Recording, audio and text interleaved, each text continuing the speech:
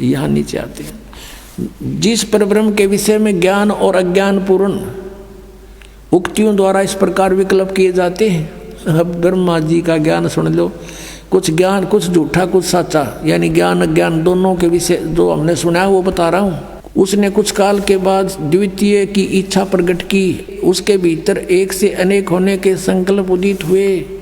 तब उस निराकार परमात्मा ने अपनी लीला शक्ति से अपने लिए मूर्ति की कल्पना की। ये कहे निराकार हो ब्रह्म, और फिर कहते हो मूर्ति बन गया। वो छुपा रहता है। गीता जी अध्याय नंबर 7 के श्लोक 24-25 में ये काल बोल रहा। गीता कहता मैं अपनी योग माया से छुपा रहता हूँ, सबके सामने नहीं आता। तो ये क्या करता, अपने कभी शिव के रूप में, अपने पुत्र के रूप में, कभी किसी को ब्रह्मा के रूप में दर्शन देता है। अब यहाँ ब्रह्मा इसलिए कह रहा है कि वो तब उस निराकार परमात्मा ने अपनी लीला शक्ति से अपने लिए मूर्ति की कल्पना की। वो आकार में आया, क्या बना, जो मूर्ति रहित परम ब्रह्म है। ये ब्रह्म को परम ब्रह्म बोल रहा है, उसी की मूर्ति भगवान सदाशिव है। ये काल जो है सदाशिव रूप में प्रकट हो गया। अर्वाचीन और प्राचीन विद्वान उन्हीं को ईश्वर कहते हैं। उस समय एकाएक ही रहकर स्वेच्छानुसार विहार करने वाले उन सदाशिव ने अपने विग्रह से स्वयं ही एक स्वरूप भूता शक्ति की सृष्टि की, यानी अपने शरीर से एक स्त्री निकाली। ये न्यू कहना चाह रहा है ब्रह्मा, जबकि आपने सृष्टि रचना के अंदर परमेश्वर के द्वारा बताई यथार्थ ज्ञान सुना हुआ है, वो सच्चाई है।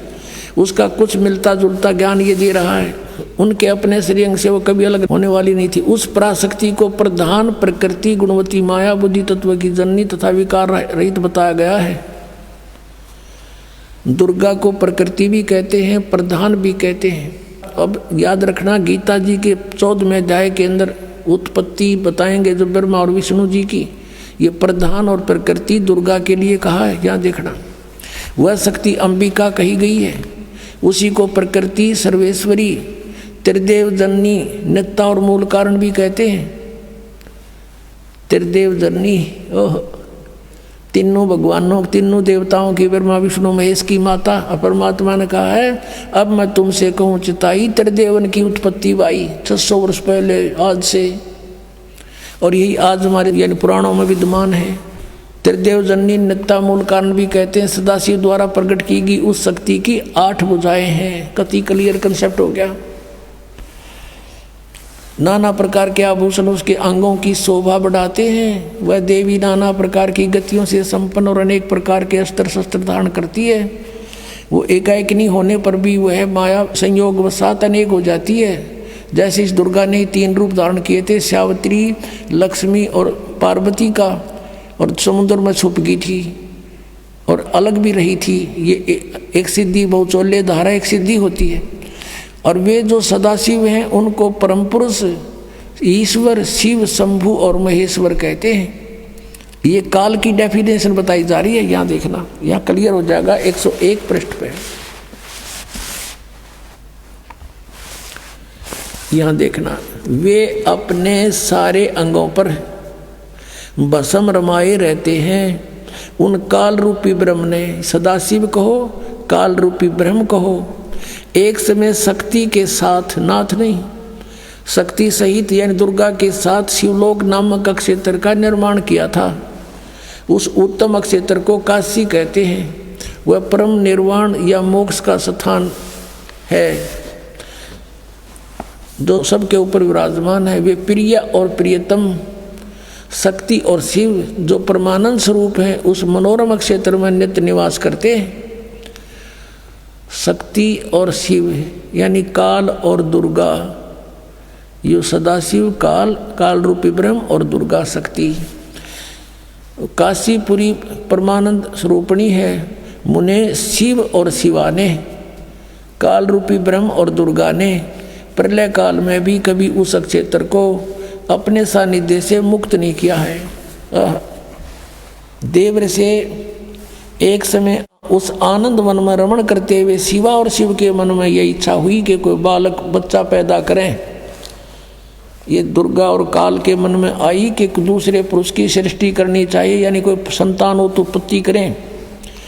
जिस पर यह सृष्टि संचालन का महान भार रखकर हम दोनों केवल काशी में रहकर स्वेच्छानुसार विचरें और निर्वाण धारण करें, ऐसा निश्चय करके शक्ति सहित सर्वव्यापी परमेश्वर शिव ने अपने वाम भाग के 10वें अंग पर अमृत मल दिया, यानी पति पत्नी व्यवहार किया। फिर तो वहाँ से एक पुरुष प्रगट हुआ, एक बालक का जन्म हुआ। देखना 102 पृष्ठ पे।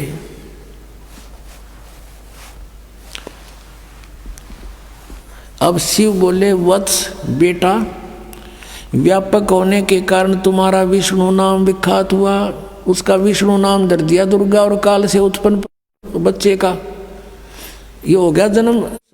दुर्गा और काल से विष्णु शब्द हुआ शिव पुराण ने। और ये 5500 वर्ष पहले की लिखी हुई पुस्तक है, आज की नहीं। अब यहाँ देखना, ये 6वां अध्याय समाप्त हो गया। अब 7वें में क्या लिखा है? ब्रह्मा जी कहते हैं, देवर से तत्पश्चात कल्याणकारी परमेश्वर सांब सदाशिव ने पूर्ववत प्रयत्न करके जैसे विष्णु को जन्म दिया, उत्पन्न किया, मुझे भी अपने दाहिने अंग से उत्पन्न किया। अपनात्मा। अब इनने कोई पूछने वाला हो, इनमें ऋषियाँ ने 5500 वर्ष हो गए इस पुराणों को लिखे, आज तक ये हमें कह नहीं बता सके। जब इन पर आश्रित थे, ब्लाइंड फेथ किया करते थे कि बड़े विद्वान पुरुष हैं, संस्कृत भाषा को जानने वाले हैं, और परमात्मा से हमारे को इसलिए दूर रखा, भगवान की वाणी को स्वीकार करने नहीं दिया और परमात्मा को परमात्मा नहीं मानने दिया। ये माँ शत्रु रहे हमारे ये अज्ञानी नीम हकीम गुरु, चाहे वो किसी धर्म मजहब के रहे हैं। अब यहाँ पर अब 2 तो सिद्ध हो गए कि दुर्गा और काल से विष्णु जी और ब्रह्मा जी की उत्पत्ति तो स्पष्ट हो गई, कंसेप्ट क्लियर हो गया। अब रह गया शिव। अब यहाँ ये विचलित हो गया अनुवाद करता कि यहाँ प्रकरण चल रहा है उनकी उत्पत्ति का, मूल संस्कृत में विद्वान है, मूल पाठ में। यहाँ उसने सोचा शिव जी से शिव की उत्पत्ति कैसे लिखूं, हाथ कांप गए। अब लेकिन कहते हैं चोर चुरावे तुमबड़ी गड्ढा पानी में, वो गड्ढा हुआ ऊपर आवनो सच्चाई छानी ना। अब दिखाता हूँ आपको विद्वेश्वर संहिता पृष्ठ नंबर 24, 25, 26 पे। एक समय ब्रह्मा और विष्णु जी का इस बात पर झगड़ा हो गया। ब्रह्मा जी कहते मैं, विष्णु जी को कहते मैं तेरा बाप, और विष्णु जी कहते मैं तेरा बाप। अब इनको ऐसा भ्रम क्यों हुआ? क्योंकि काल ने प्रतिज्ञा कर रखी है कि मैं अपने वास्तविक शरीर रूप में कभी किसी को दर्शन नहीं दूंगा। तो साधकों ने साधनाएं की, हठयोग किया, किसी को ब्रह्मा के रूप में दर्शन दे दिया। इसका पुत्र ब्रह्मा साक्षात सबको दिखाई देता है, देवता है। तो सबने मान लिया कि ब्रह्मा ही सर्वशक्तिमान है, यही परमात्मा हमने समाधि में देख लिया। ये छुपाए हुए अपने आप को सब उसके गुणगान करने लगे। ऐसे किसी को उसने विष्णु जी के रूप में दर्शन दे दिए, किसी को शिव के रूप में।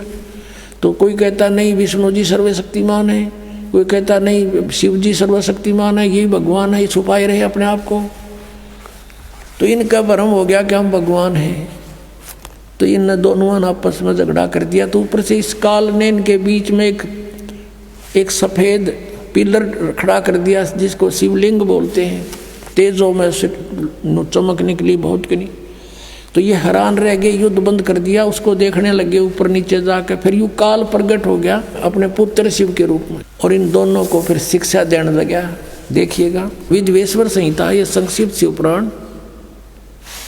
पृष्ठ नंबर 24-25 पे यहाँ देखिएगा विद्वेश्वर संहिता।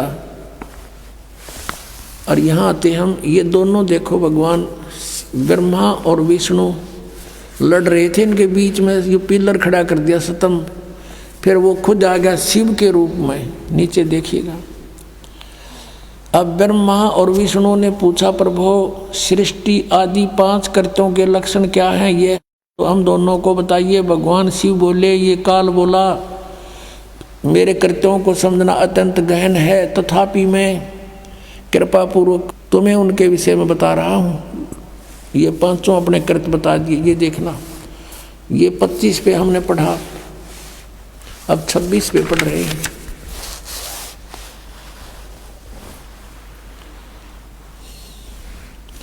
पुत्रों, अब ये काल कहता है ब्रह्मा और विष्णु जी को, पुत्रों तुम दोनों ने तपस्या करके प्रसन्न हुए मुझ परमेश्वर से सृष्टि और सतीथि नामक 2 कृत प्राप्त किए हैं। तुमने, तुम्हारे को जो एक विभाग दिया है वो मैंने दिया, पर तुमने पहले तपस्या की, तप के बदले में दिए हैं। ये दोनों तुम्हें बहुत प्रिय हैं। इसी प्रकार मेरी विभूति स्वरूप रुद्र और महेश्वर ने, ये मैं नहीं है, ने 2 अन्य उत्तम कृत्य संहार और तिरोभाव मुझसे प्राप्त किए हैं।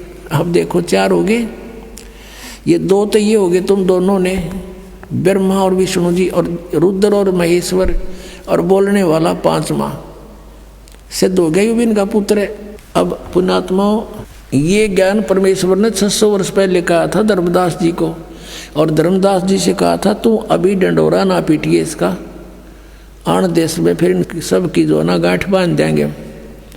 अभी तो ये हमने मूर्ख समझ रहे हैं, हमारे बच्चों को मुझसे दूर किए बैठे हैं, बिचली पीढ़ी आओगी जब देखेंगे इन्हें। अब सब अक्का बक्का रह गए, अब इनके पास कोई जवाब नहीं। जनता इनसे प्रश्न करती है कि तुम कहाँ सोया करते, मैं ऋषि हो, ये तुमने बट्ठा बैठा दिया, सारे समाज में भूत बना दिए, शास्त्र विरुद्ध ज्ञान सुना दिया। अब इनके बीड़ी धरती हो, पृथ्वी होगी, इनको मुश्किल माचेगी। सारे पंथाड़ा ने देख लिए। अब ये टीवी पर चलता है, पुस्तक भेज रहे हैं बड़ा बना करके, इसको पढ़कर समझदार बुद्धिमान समाज आज कोई बालक नहीं है। गॉड गिवन माइंड आज के बच्चों में। अभी न पता ही ना था, कोई विकल्प नहीं था, कोई तुलना करने का कोई तरीका किसी ने बताया नहीं, तुलना करें किसके ज्ञान की। आज ये कंसेप्ट क्लियर करके धर दिया, माप के देख लिए सबने। ये ISI मार्क है जो दास ज्ञान देता है, सब सदग्रंथों में प्रमाणित है। अब वो पूछ रहे हैं उन गुरुओं से, उनको मुश्किल माच रही है, और बुद्धिमान लोग भाग भाग करा रहे हैं। कबीर परमात्मा कहते हैं कि डूबे थे पर उबरे, गुरु के ज्ञान चमक, और बेरा देखा दरदरा उतर चले फड़क। कबीर परमात्मा हमें समझाना चाहते हैं, इन मूर्ख गुरु के पीछे लाग रहे हो, और जब सतगुरु का ज्ञान सुना देखा है तो डूबो होगा। हमने पहले बेड़े हुआ करते, नौका के स्थान पर एक फ्लोटिंग बना लिया करते, पूरा लंबा चौड़ा लकड़ी इसका सूखा, और उसको ऊपर फूस फास ऊपर डाल लेते थे लकड़ ऊंचे ऊंचे, तो वो बेड़ा बोला करते, बेड़ा।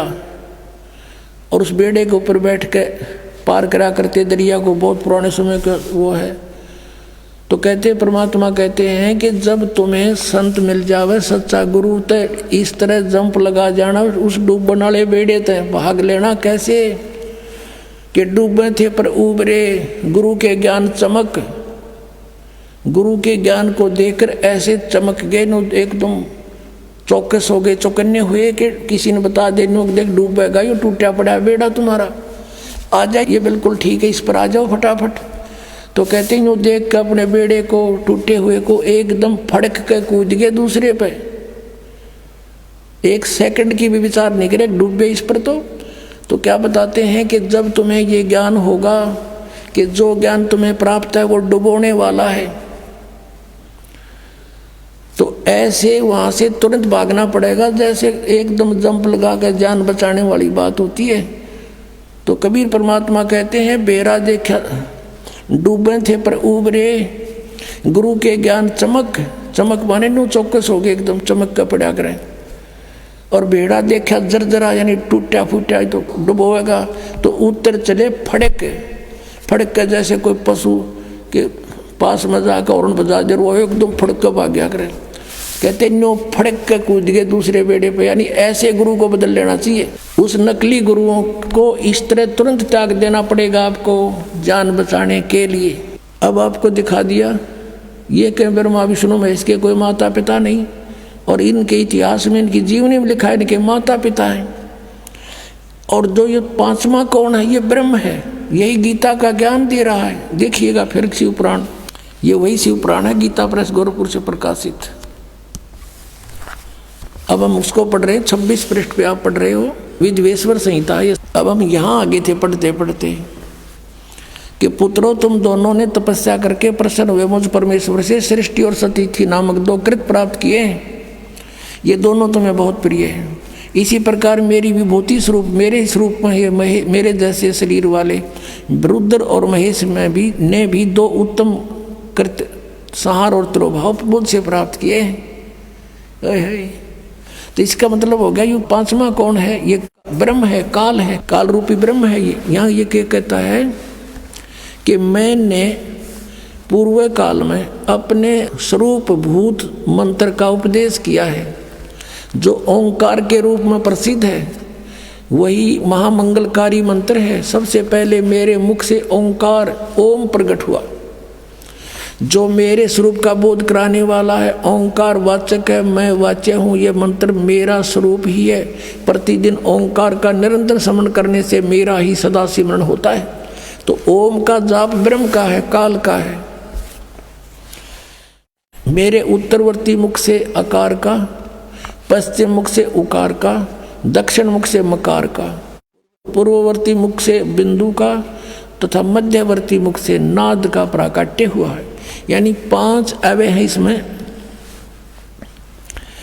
अकार, उकार और मकार और बिंदु और नाद। इन 5 से मिलकर ये ओम बना है। प्रणव, प्रणव बोलते हैं इसको, प्रणव। इस प्रकार 5 अवयों से, 5 अंगों से युक्त ओंकार का विस्तार हुआ। इन सभी अवयों से एकीभूत होकर यह प्रणव ओम नामक एक अक्षर हो गया। ओम इति एकाक्षरम ब्रह्म विहारण मामनुसमरण यह प्रयाति तदन्देहम स याति परमाम गतिम। गीता जी के अध्याय नंबर 8 के श्लोक 13 में गीता का ज्ञान ये ब्रह्म ही दे रहा है, इति सिद्धम। वो कह रहा मेरा एक ओम अक्षर है, नथिंग एल्स। और यहाँ जो इन्होंने नकलियान बना रखा है ना, ओम नमः शिवाय, ये 5 अक्षर का मंत्र है। ये ओम नमः शिवाय कोई मंत्र नहीं है मूल पाठ में। ये अनुवाद करता कि अपनी अड़ंगा अड़ाया हुआ है, इसलिए ये गोट लिया ओम नमः शिवाय, ओम नमः शिवाय। अरे तो सीधा ओम मंत्र बता रहा क्या, नथिंग एल्स। अपनात्मा एक तो ये सद हो गया कि गीता जी का ज्ञान ये काल रूपी ब्रह्म ही बोल रहा था। ये यहाँ भी कह रहा है मेरा ओम मंत्र है। ये ब्रह्मा विष्णु महेश का पिता है, दुर्गा इनकी माता, इति सिद्धम। और ये तीनों नासवान है, ये दिखाते हैं आपको। जन्म है तो मृत्यु भी होगी इनकी। श्री देवी पुराण देखिए, गीता प्रेस गोरखपुर से प्रकाशित। संपादक है हनुमान प्रसाद पोदार चिमनलाल गोस्वामी। ये गीता प्रेस गोरखपुर से प्रकाशित है। अब देखिएगा इसके 123 पृष्ठ पे 3रा स्कंध। अब भगवान विष्णु अपनी माता दुर्गा की स्तुति करते हुए बोले, तुम शुद्ध स्वरूपा हो। ये सारा संसार तुम्हीं से उद्भासित हो रहा है।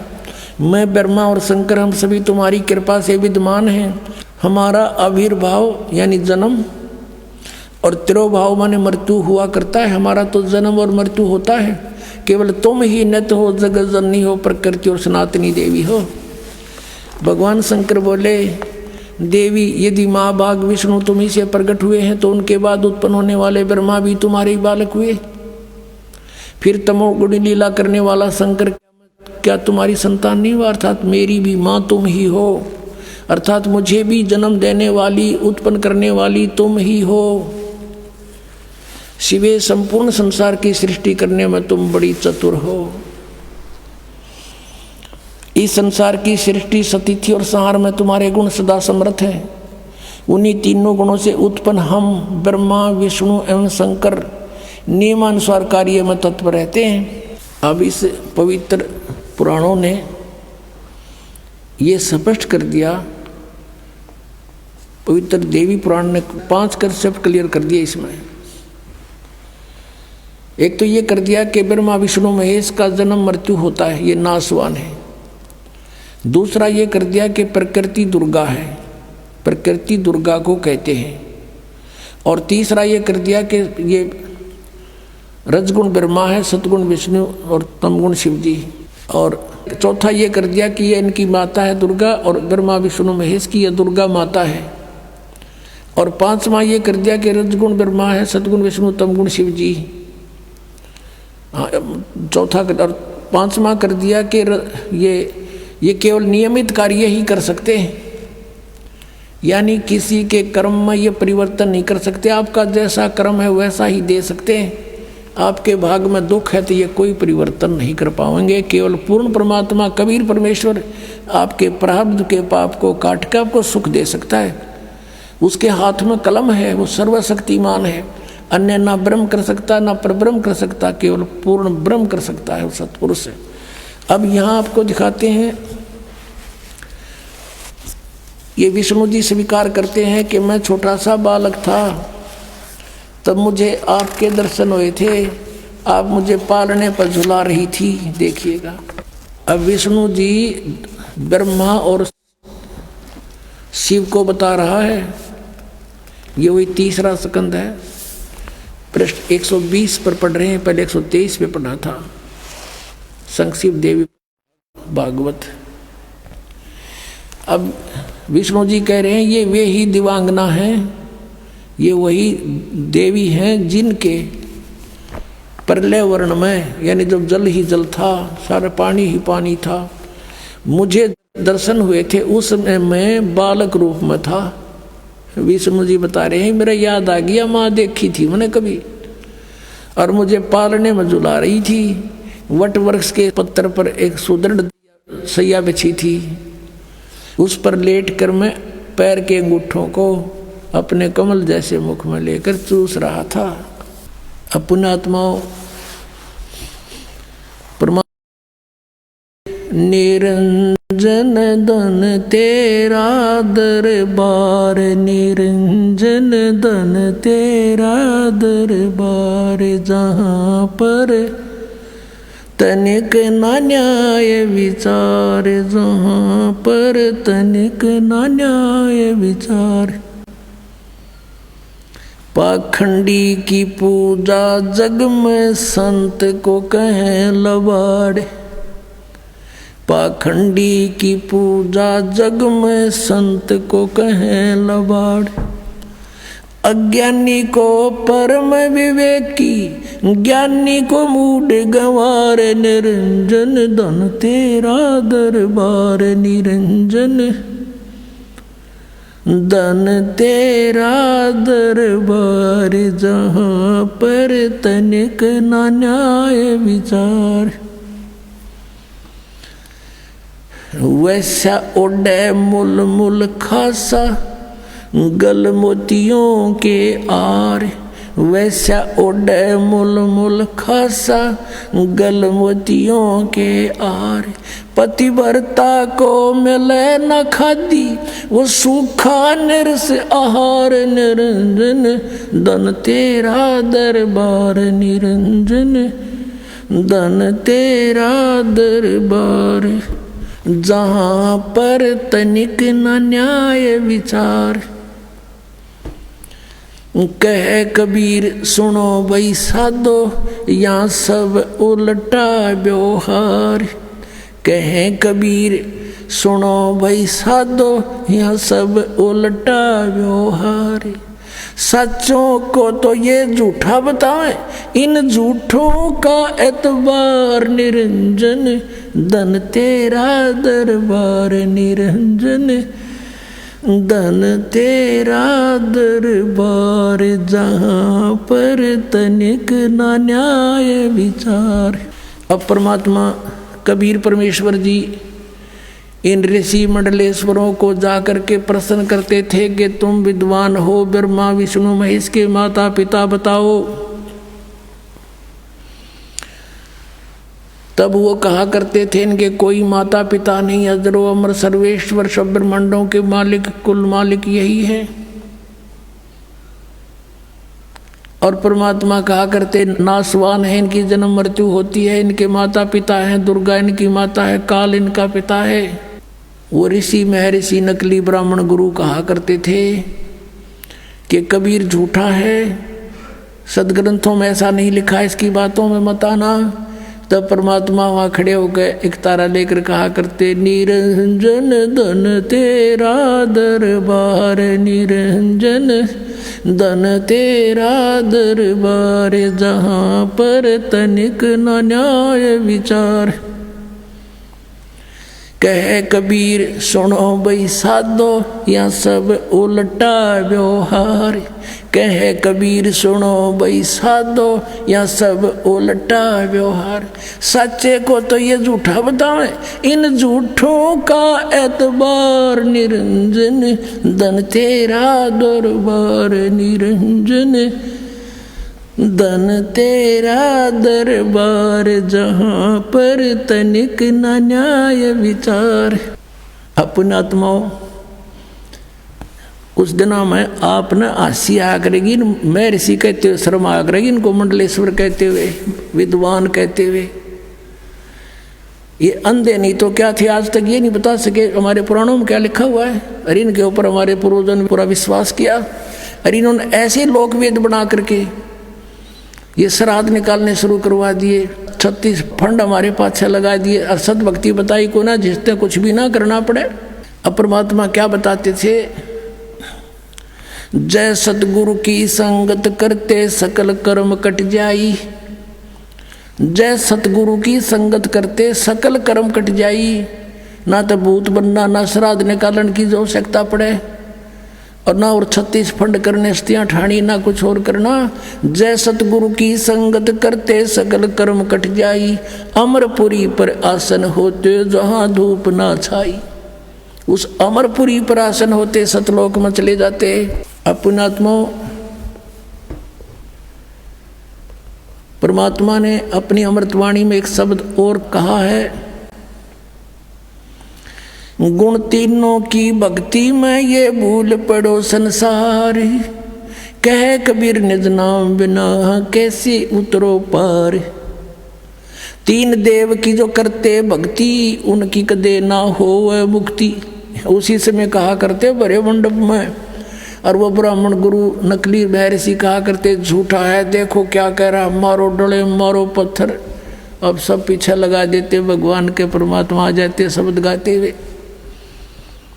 उलाना आता फिर नीरू नीमा के पास, छोटी सी उम्र में लग गए थे वो छेड़ने उनको। 5 साल की उम्र में उनके छक्के छुड़ा दिए थे परमात्मा ने। उनकी उम्र तो है नहीं, वैसे शरीर आए थे, बालक रूप धारण किया था। एक लीला करते हैं उनके नियम में, वेदों में ऐसा प्रमाण है कि वो ऐसा करता है, ऐसे स्वरूप धारण करके आते हैं। और उस समय उनकी परवरिश की लीला कुंवारी गायों से होती है परमात्मा की। और 600 साल पहले ये लीला भगवान करके जा रहे हैं, जो आज वेद गवाही दे रहे हैं। तो who is God, Kabir is God. अपने आत्माओं आपका सौभाग्य है कि आपको इस बिचली पीढ़ी के समय मनुष्य जीवन प्राप्त है, और उससे भी सौभाग्य आपको ये मार्ग मिल गया किसी भी तरीके से, कि चाहे कोई दुखी आया, चाहे कोई वैसे परमात्मा की चाह में आया, किसी प्रकार भी यहाँ पर आ गया, वो रंग गया इस रंग में, ये सत्कर मान लेना। और देखो कितना अच्छा मौसम है, सर्दी तो खूब है, लेकिन परमात्मा ने भी घाट नहीं गाल रखी। नीचे अपने बच्चा गद्दे बिछा रखे, 3-3 किलो की रजाई उड़ा रखी। और सुनो ध्यान ते माले की अमर कथा आज तक कदे सुनी भी कोई ना सपने में। 3-3 घंटे तो हम फिल्म देखें 4 दिन में आँख पड़ के, और 3-3 फिल्म देख लिया करते एक दिन एक रात में। 100 रुपये लाग रहे हैं, सारी ये देखांगे। अब वो माल दिखा था। अरे पुणात्मा ये अमृत वचन कदे सपने में भी ना सुने थे, और नो तो कदे सोच भी नहीं सकते थे अमृत ज्ञान हमें मिलेगा। वो खजाना खोल दिया भगवान ने, लूट लो लूटा जाता है, लूट सको तो लूट लो, यू राम नाम की लूट। पीछे फिर पछताओगे, प्राण जाएंगे छूट। अब परमात्मा ने ये शब्द बोला कि 3 देव की जो करते भक्ति उनकी कदे ना हुआ मुक्ति। गुण तीनों की भक्ति में ये भूल पड़ो संसार। कह कबीर निज नाम बिना कैसे उतरे पार। परमात्मा को अशिक्षित कहा करते थे, और सब वेदों और पुराणों का निष्कर्ष अपने अमृतवाणी में उन्होंने लिखा हुआ है। तीनों गुण की भक्ति, रजगुण ब्रह्मा, सदगुण विष्णु, तम गुण शिव जी। अब ये बात सीधी समझ में ना आवे, इन पुराणों से आएगी, आपको दिखाते हैं। पुण्यात्माओं, हम एक रोजगार प्राप्ति के लिए अपने बच्चों को अब कितना प्रेरित करते हैं। कॉलेज या स्कूल में जाते हैं, वहाँ भी 8 घंटे 6 घंटे पढ़ कर आते हैं। आते ही फिर कहते ट्यूशन पर जाओ बेटा बेटी, और वो फिर ट्यूशन पर जाते हैं। फिर कहते होमवर्क करो अपना बैठ कर। तब कितना 2 रोटी का साधन बनता है 12 वर्ष पढ़कर। और हमने वो कल्याण करवाना, परमात्मा पाना, उसके लिए समय निकालना पड़ेगा आप जी को। और वही निकालेंगे जो इस बात से परिचित हो जाएंगे। जैसे किसान फसल बोता है, और ये हरियाणा पंजाब राजस्थान का ये क्षेत्र, और ये जनवरी और फरवरी और दिसंबर का महीना किसान खेतों में गेहूं बीज देता है। हमने देखा, हमारे अमरदास का भी जन्म किसान परिवार में हुआ। वहाँ देखा करते थे, हम बालक से थे, हम तो रजाई भी ओढ़ लेते और ऊपर खेस भी डाल लेते जब हमारे पिताजी निकल कर जाते थे खेतों में।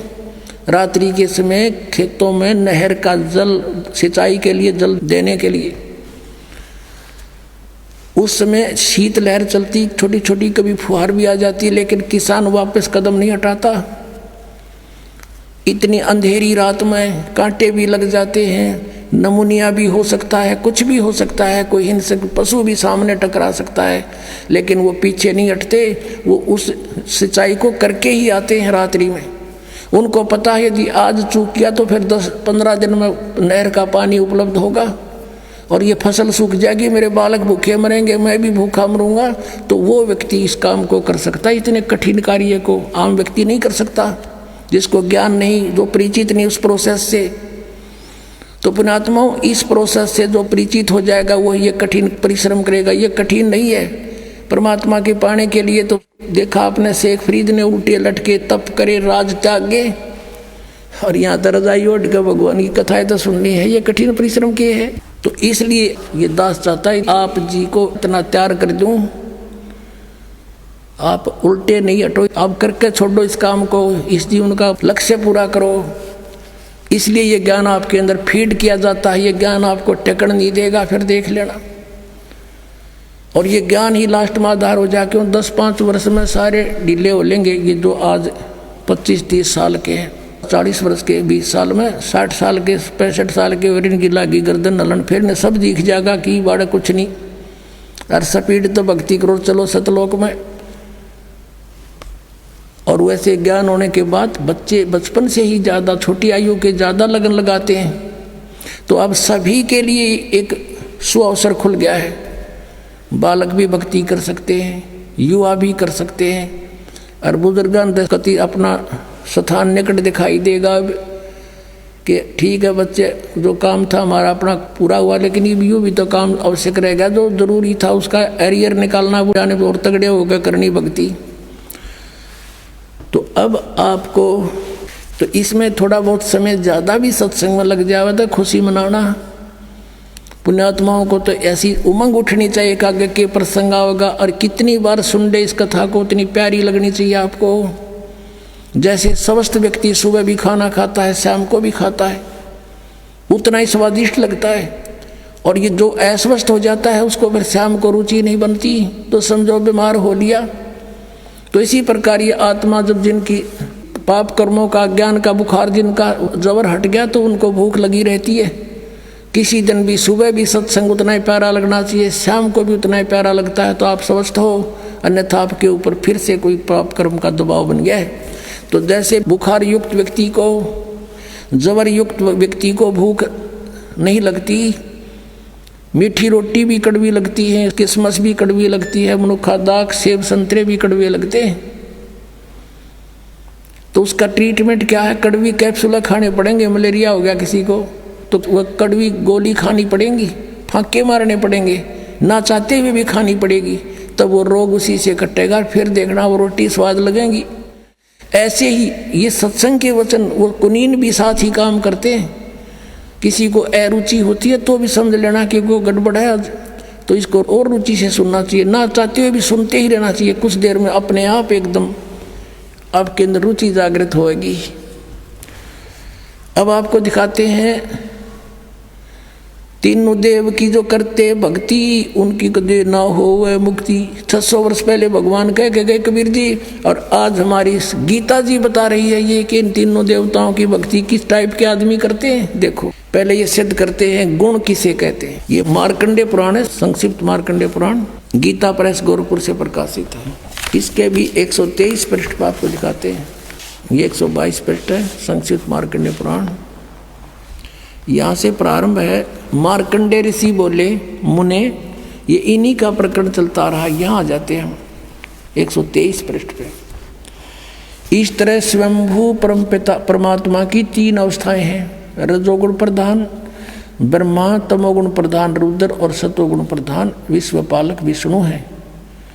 ये ही 3 देवता हैं और ये ही 3 गुण हैं। गुण तीनों की भक्ति में ये भूल पड़ो संसार, कह कबीर निज नाम बिना कैसे उतरे पार। यही 3 देवता हैं, यही 3 गुण हैं। कंसेप्ट क्लियर हुआ। फिर भी और कंसेप्ट क्लियर करते हैं। एक संस्कृत सहित है श्रीमद् देवी भागवत, अथ देवी भागवतम सभाष्टिकम सहमात्यम, खेमरा श्री कृष्ण दास प्रकाशन बम्बई। इसके हम तीसरे स्कंद में आते हैं। अथ श्रीमद् देवी भागवते भाषा टीका युक्ते तृतीय स्कंद प्रारंभते। अब इसके 11 पृष्ठ पर आते हैं और तीसरा स्कंद अध्याय 5।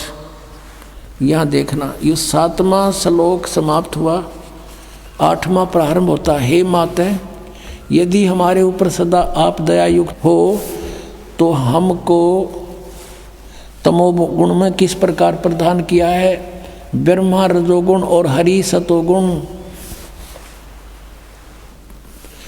युक्त क्यों किए हैं। अब संस्कृत और पढ़ाएंगे। देखियो ये 7वां समाप्त हुआ, 8वां प्रारंभ होता है। यदि दया धर्मना न सदा अंबिके, यदि आप दयालु हमारे ऊपर है दुर्गा है अंबिके, कथम अहम विहित है। शंकर जी कह रहे हैं कि कथम अहम विहित है, किस प्रकार मैं बना दिया तमोगुण है। और कमल जय, कमल से उत्पन्न होने वाले ब्रह्मा को रजगुण संभव, सुवित किमु सतोगुण हरि, और विष्णु जी को आपने सतोगुण क्यों बढ़ा दिया। इति सिद्धम रजगुण ब्रह्मा सतगुण विष्णु तमगुण शिव जी। अपनात्मो श्रीमद् भगवद गीता में आपको दिखाते हैं कि इन तीनों गुणों त्रिगुणमयी माया रजगुण ब्रह्मा सतगुण विष्णु तमगुण शिव जी की जो पूजा करते हैं उनको क्या उपमा दे रखी है इस पवित्र ग्रंथ में। देखिएगा, श्रीमद् भगवद गीता, गीता प्रेस गोरखपुर से प्रकाशित है। जयदयाल गोविंद का इसके अनुवादक है। अब ये 7वां अध्याय है।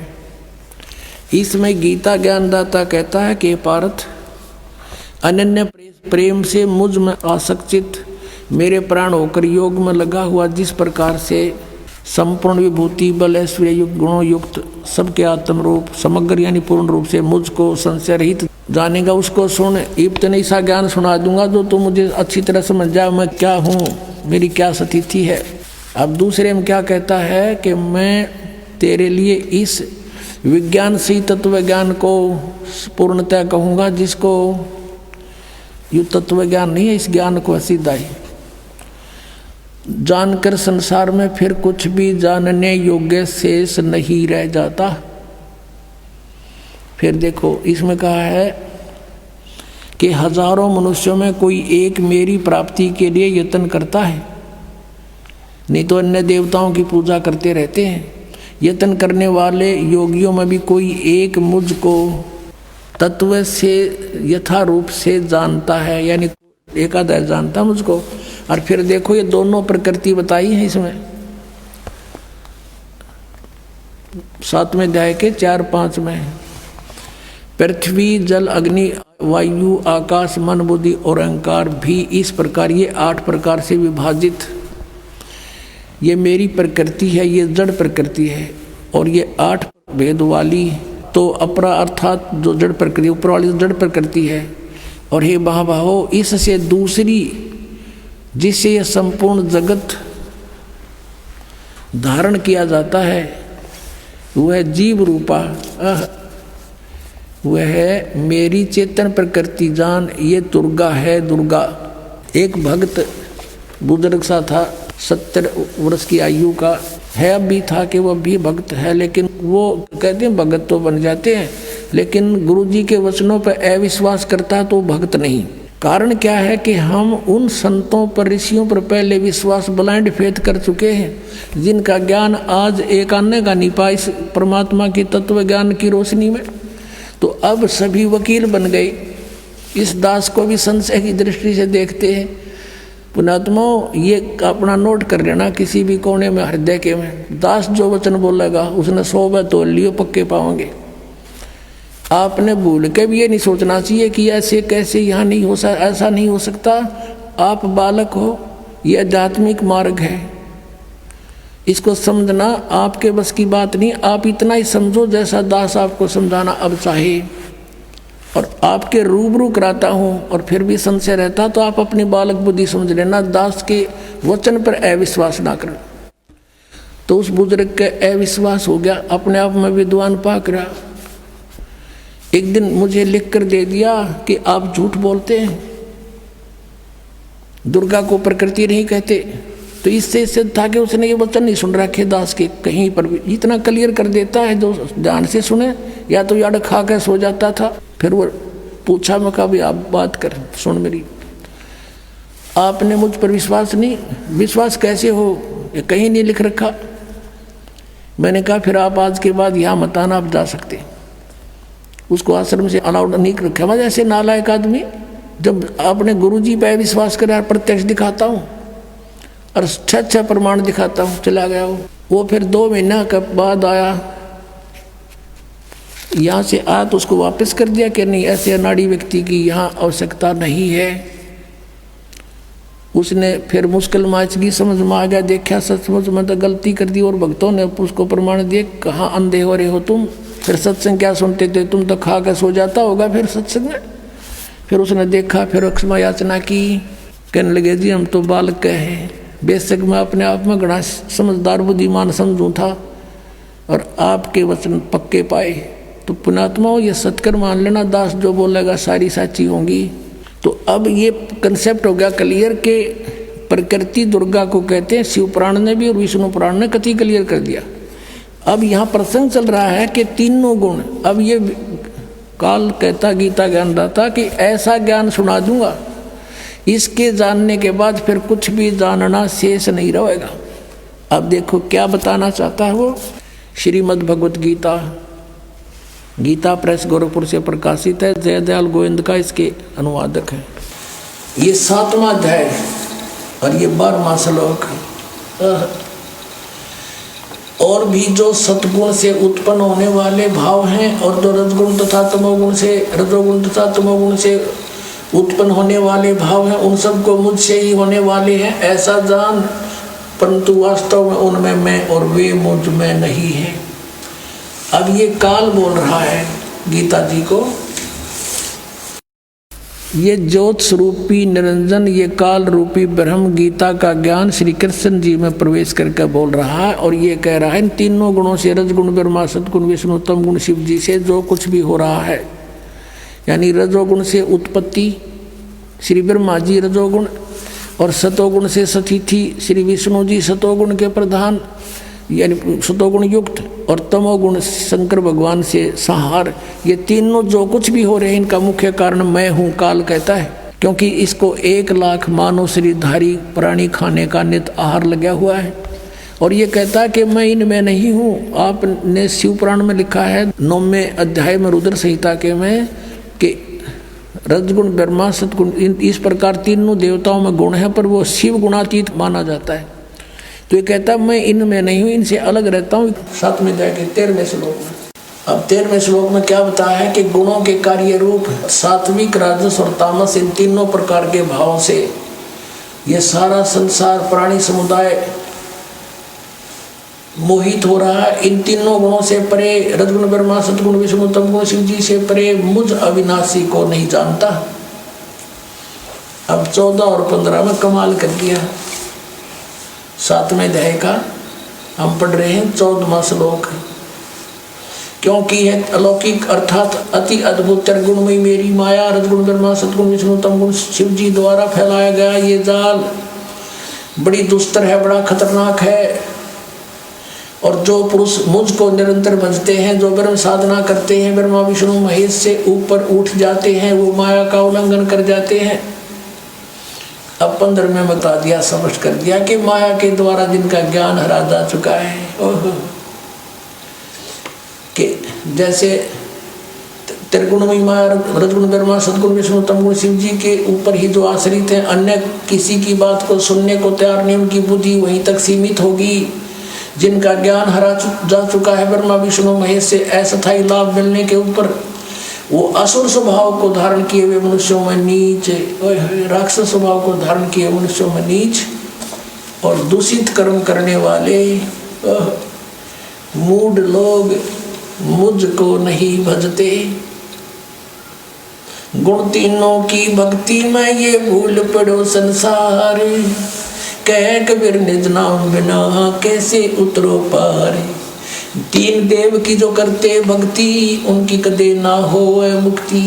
अब ये समझ गीता जी में कह रखा कि माया के द्वारा ब्रह्मा विष्णु महेश रजगुण ब्रह्मा सदगुण विष्णु तमगुण शिव जी के द्वारा जिनका ज्ञान हरा जा चुका है, वो इन पर आसक्त होकर इनसे ऊपर किसी की पूजा करने को तैयार नहीं है। वो असुर स्वभाव को धारण किए हुए मनुष्यों में नीच, राक्षस स्वभाव को धारण किए हुए मनुष्यों में नीच और दूषित कर्म करने वाले मूर्ख मुझको नहीं भजते। पुण्यात्माओं, परमात्मा ने तो एक साधारण से भाव से कहा था, गुण तीनों की भक्ति में ये भूल पड़ो संसार, कह कबीर निज नाम बिना कैसे उतरो पार। ये कहते हैं संस्कृत नहीं आती, वो तो गीता के भी गूढ़ रहस्यों को जानते हैं, परमात्मा है वो। और फिर कहा था कि तीन देव की जो करते भक्ति, उनकी कदे ना हुआ मुक्ति। और वही गीता जी कह रही है कि तीनों गुणों की जो भक्ति करते हैं, रजगुण ब्रह्मा सदगुण विष्णु तमगुण शिव जी, इन्हीं तक इनकी बुद्धि सीमित हो गई है। कहते हो राक्षस स्वभाव को धारण किए हुए मनुष्यों में नीच, दूषित कर्म करने वाले मूर्ख। अब 4 गालियाँ इकट्ठी दे रखी गीता में इन पुजारियों को। अब कोई नो सोचा है अकरामपाल नु कहे इनकी भक्ति ना करनी चाहिए, या कबीर जी कहे, या तक गीता जी कह रही है आपकी। पुण्यात्मा, जैसे रजगुण ब्रह्मा की उपासना की थी किसने, हिरण्यकशिपु ने, राक्षस कहलाया, अपने बेटे का शत्रु हो गया, अब उसको मारने के लिए उद्धत हो गया अपनी मान बढ़ाई के कारण। और फिर बक्कल उतरा उसका, नरसिंह रूप बना कर आए परमात्मा, और फिर डावर डांगर की तरह मुझे बख्श दो भगवान। जब परमात्मा कहे नरसिंह रूप में कि इस बच्चे की तने एक नहीं सुनी, अपनी मौत तुझे इतनी प्यारी लगी अपनी जान, अन्यों कह के पेट पाड़ के फेंक दिया उसका। अब परमात्मा कहते हैं कि हिरणा कुछ छाती तुड़वाई और ब्राह्मण बाणा कर्म कसाई। वो तो ब्राह्मण यानी भगत को आवे, और इसे कुकर्म करें, ये कह भगत और साधक और बड़े और कर्म कसाइयों जैसे इनके। फिर शिव जी की उपासना की थी एक रावण ने,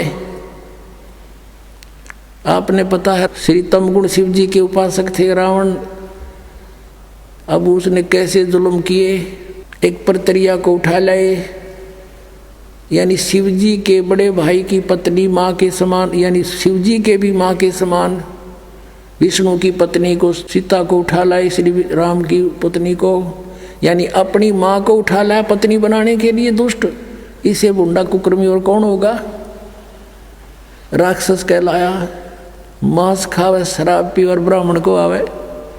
आइए अब हम उन श्रद्धालुओं के अनुभव जानते हैं जो जगत गुरु तत्वदर्शी संत रामपाल जी महाराज जी से दीक्षा प्राप्त कर चुके हैं तथा उनके द्वारा बताए गए भक्ति मार्ग पर चल रहे हैं। नमस्कार सर। नमस्कार सर। सर क्या नाम है आपका? सर मेरा नाम डिल्ली राम साहू। सर आप कहाँ के रहने वाले हैं? ग्राम भिलाई, तहसील घनसौर, जिला सिवनी, मध्य प्रदेश।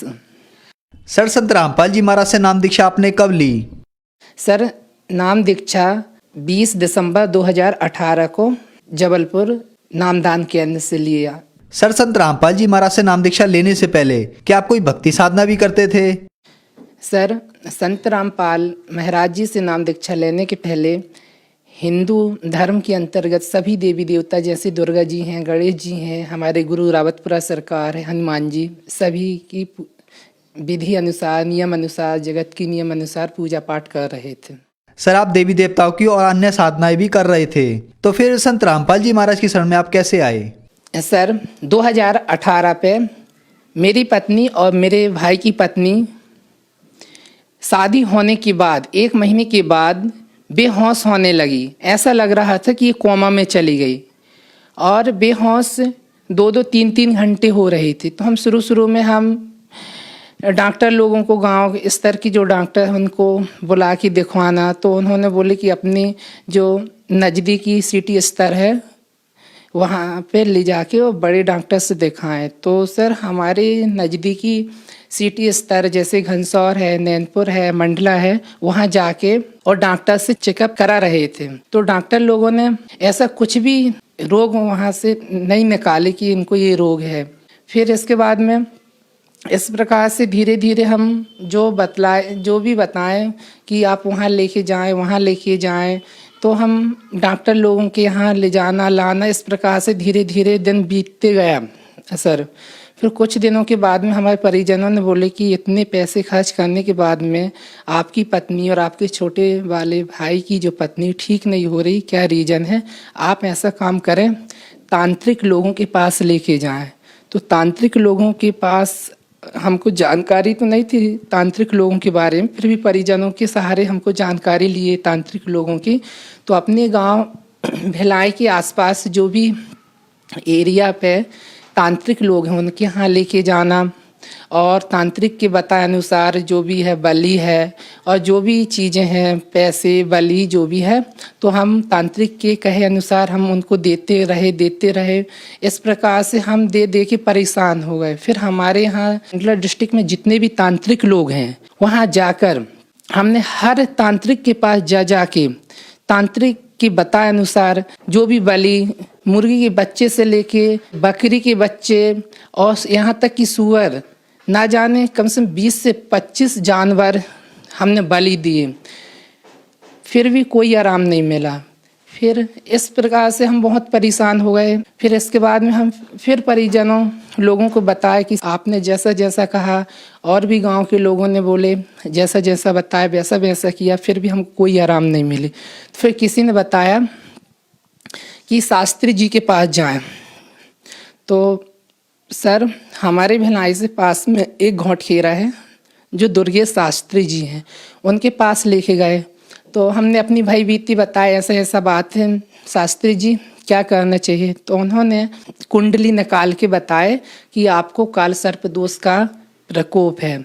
इसके लिए आपको 20,000 राहु और 20,000 केतु का जाप करना होगा और अपने नासिक में जाके काल सर्प दोष का निवारण करना होगा।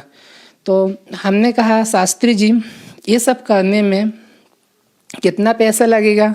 तो बोले आप चारों भाई को यही काल सर्प दोष का और राहु केतु लगे हुए हैं और चारों भाई मतलब हर भाई के को 20-20 हज़ार रुपये का खर्च है।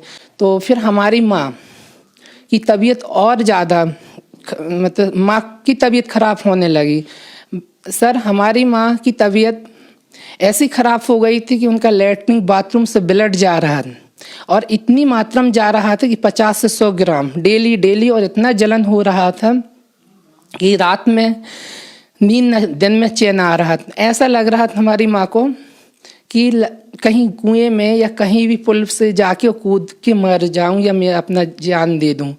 सर जी, हम इस प्रकार से बहुत परेशान होने लगे। बहुत मेरी पत्नी और मेरे भाई की पत्नी दोनों भी परेशान, मेरी माँ भी परेशान।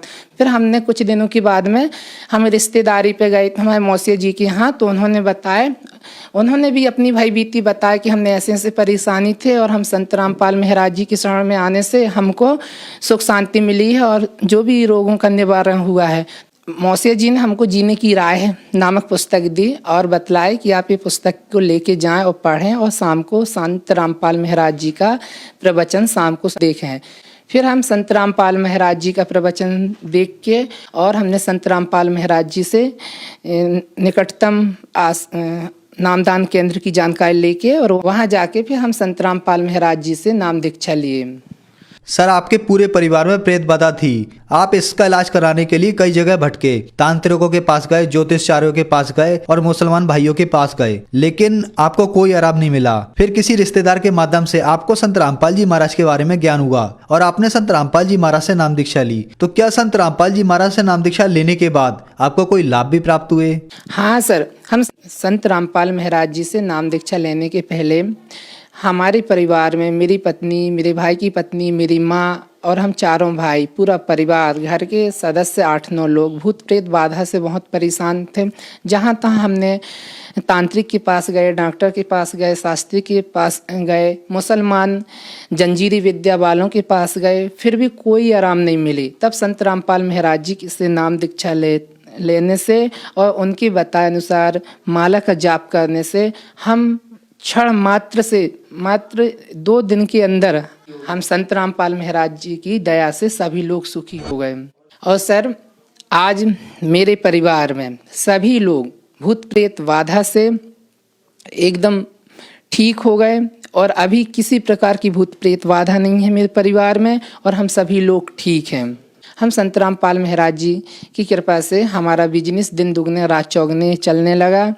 वहाँ पे 70 की स्पीड पे जा रहे, अचानक पीछे का टायर भस्ट हुआ तो वो गिरते गिरते एक 15 से 20 फीट खाई से गिरते गिरते बच गए। जैसे कि गाड़ी लहराई तो मेरे बड़े भाई ने संत रामपाल महाराज जी का नाम लिए तो ऐसा लगा कि गाड़ी को किसी ने पकड़ के खड़ा कर दिया है, 2 व्हीलर को। और हम सर जी जो भी प्लान कर रहे थे मकान के बारे में या जो भी अच्छा प्लान कर रहे थे, हमारी सोची हुई सफल नहीं हो रही थी, लेकिन संत रामपाल महाराज जी की कृपा से अब जो भी सोचते हैं सब सफल होता है। और हमारा परिवार एक समय पे संत रामपाल महाराज जी से नामदान लेने के पहले पूरा परिवार, पूरा मकान नर्क के समान था और अभी ऐसा लग रहा है, ऐसा महसूस कर रहे हैं भगत जी कि यही है सतलोक और यही है स्वर्ग। सर, संत रामपाल जी महाराज से नाम दीक्षा लेने के बाद आपके पूरे परिवार की प्रेत बाधा ठीक हुई, आपको आर्थिक लाभ हुए और भी बहुत सारे लाभ हुए। तो जो श्रद्धालु आज आपको देख रहे हैं, आप उनके लिए क्या संदेश देना चाहेंगे? सर, संदेश तो दे नहीं सकते, परमात्मा देंगे, लेकिन हम ये जो देख रहे हैं मेरे भाई लोग, बहन लोग, माई लोग, उनसे प्रार्थना है, निवेदन है कि जैसे हम भूत प्रेत बाधा से परेशान थे ऐसा आप लोग भी ना हो और अगर परेशान हैं तो संत रामपाल महाराज जी से नाम दान लेकर अपना जीवन सुखमय व्यतीत करें। सर, संत रामपाल जी महाराज से नाम दीक्षा कैसे ले सकते हैं? सर, संत रामपाल महाराज जी से नाम दान लेने के लिए बहुत से चैनल पे संत रामपाल महाराज जी का प्रवचन चलता है। उस प्रवचन की नीचे पट्टी पे संत रामपाल महाराज जी आश्रम का पूरा फ़ोन नंबर आता है, उस पे आप कॉल करके अपने नज़दीकी नामदान केंद्र से जानकारी लेकर निःशुल्क संत रामपाल महाराज जी से नाम दीक्षा ले सकते हैं। धन्यवाद सर। सत साहिब।